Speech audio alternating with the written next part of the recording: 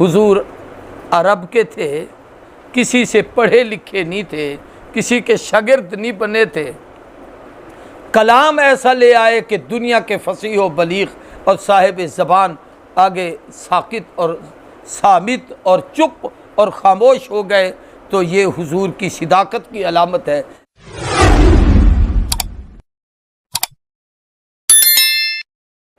अब अगली आयत, व इन कुंतुम फी रैबिम मिम्मा नज़्ज़लना अला अब्दिना, दूसरा अकीदा बयान किया जिसको हम अकीदा रिसालत कहते हैं।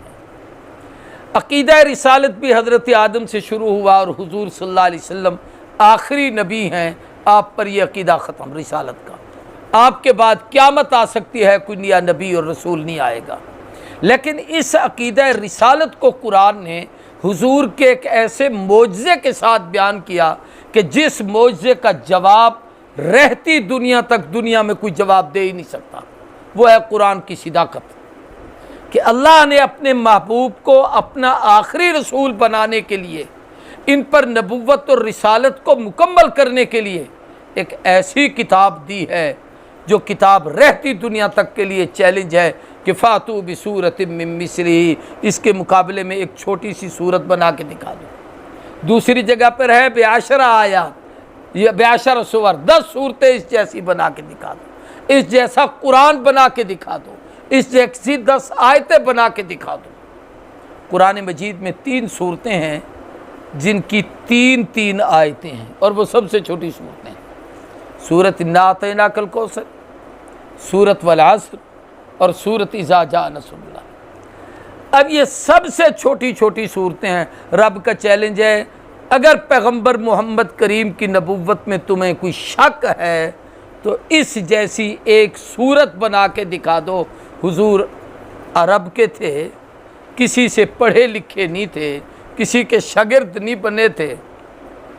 कलाम ऐसा ले आए कि दुनिया के फसीह व बलीग और साहिब ज़बान आगे साकित और सामित और चुप और खामोश हो गए, तो ये हुजूर की सिदाकत की अलामत है। इसलिए कुरान मजीद ने दलील के तौर पर हुजूर की नबुव्वत के लिए कुरान को बयान किया। अल्लाह ने फरमाया व इन कुंतुम फी रैबिम मिम्मा नज़्ज़लना अला अब्दिना, अगर तुम्हें कोई शक है कुरान मजीद के अंदर जो हमने अपने प्यारे बंदे मोहम्मद सल्लल्लाहु अलैहि वसल्लम पर उतारा, तो उस शक का जवाब फ़ातू बिसूरतिम मिन मिस्लिही, है ताकत तो इस जैसी एक मिसाल बना दो, कुरान जैसी मिसाल बना दो, इसकी एक सूरत जैसी मिसाल बना दो। और एक मफ़हूम इसका इससे भी बढ़कर है, चूँकि ये हुजूर की रिसालत के लिए है तो न कुरान जैसे कुरान ला सकोगे, न नबी आखिर ज़मान जैसा कि जवान ला सकोगे, न कुरान जैसी कोई किताब ला सकोगे, न हुजूर जैसा कोई साहिब खिताब ला जा सकोगे। न कुरान का मुकाबला हो सकेगा, न साहिब कुरान का मुकाबला।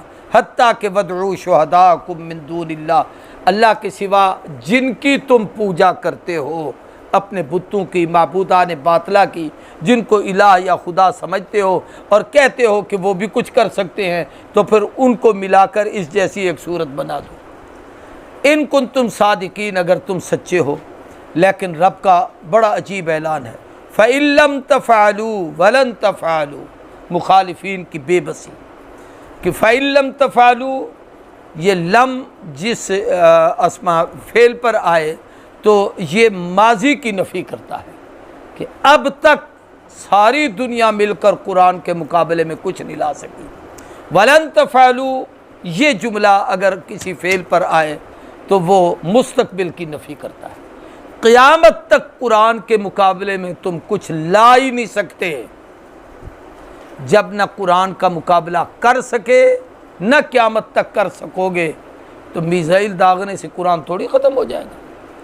तो फत्तकुन्नार अल्लती वक़ूदुहा अन्नास वल हिजारा, उस आग से डरो जिसका ईंधन लोग और पत्थर होंगे। लोग इसलिए होंगे कि इन्होंने अहकामात का इनकार किया, अल्लाह इनको जहन्नम में डालेंगे।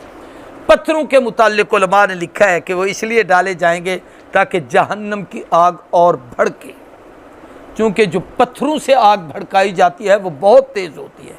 आपके ज़माने में भट्ठियों में लोग पत्थर डालते थे और उसको आग को जलाते थे, तो वो सफ़ेद रंग की आग होती है, ये आम सुर्ख आग से ज़्यादा तेज़ होती है। और बड़ी सख्त होती है। तो गोया जहन्नम की आग इस तरीके से। आगे फरमाया उइद्दत लिल काफिरीन, उस जहन्नम की आग को अल्लाह ने काफिरों के लिए तैयार किया है। कुरान और नबी की सिदाकत का ऐलान इनकार करके काफिर न बनो, जहन्नम में वो जाएंगे, मुसलमान नहीं जाएंगे। हाँ, अगर कोई मुसलमान जाएगा वो सज़ा भुगतने के लिए तो जाएगा, मुस्तकिल नहीं जाएगा।